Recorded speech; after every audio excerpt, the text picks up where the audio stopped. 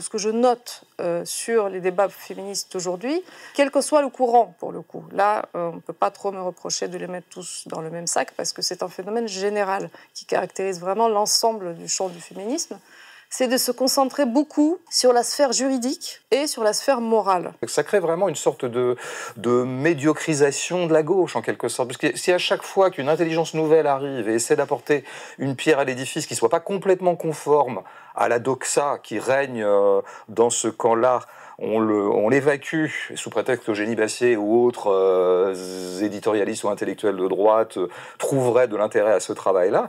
On l'évacue et qu'on le fait passer à droite, mais du coup, c'est fait qu'à la fin, à gauche, il n'y a plus de débat possible. Il se trouve que l'urgence, c'est que à l'heure où on se parle, probablement une femme est battue par son conjoint ou son ex-conjoint.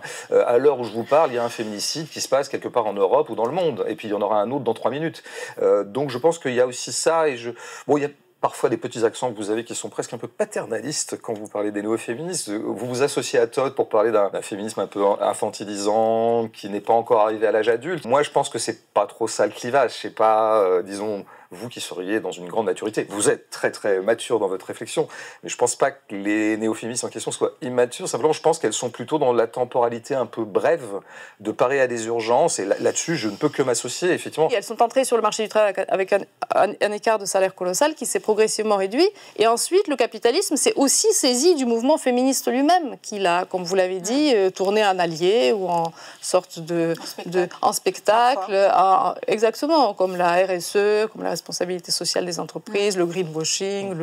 C'est très bien que certaines figures intellectuelles ou éditoriales fassent remarquer aux militants de gauche qu'ils ont l'indignation à géométrie variable, qui sont un peu surindulgents avec le patriarcat musulman, parce que précisément, etc.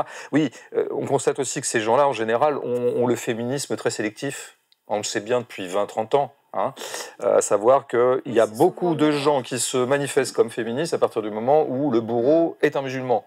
Et puis le reste du temps, on les entend jamais sur les questions féministes. Il faut quand même commencer par là. C'est eux qui commencent par faire des distinctions dans leur lutte et dans leurs affects.